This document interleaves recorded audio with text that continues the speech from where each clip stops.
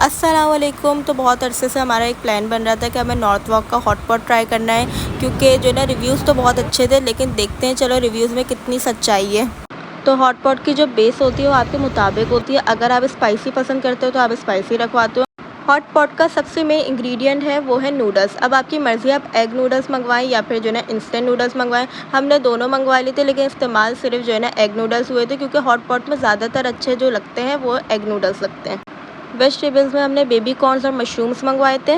फिर इसके अलावा बीफ डम्पलिंग्स, चिकन सॉसेजेस और चिकन, ये 3 चीज़ें और भी मंगवाई थी।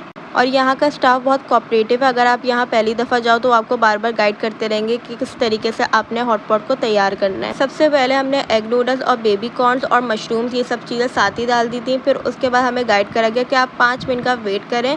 फिर आपने अपनी बाकी चीज़ें जैसे कि चिकन सॉसेजेस, बीफ डम्पलिंग्स और आपने चिकन डालनी है। तो हमने फिक्स 5 मिनट बाद ये सारी चीज़ें जो है ना डाल दी थी, और पूरी गाइडलाइन जो जो मिली थी उन सबको फॉलो करा। इस हिसाब से हमारा हॉट पॉट तैयार हो गया था। फिर तो बेसिकली हम 5 लोग गए थे। 5 में से सिर्फ एक मैं थी जो मैं कह रही थी कि हाँ हम दोबारा आ सकते हैं।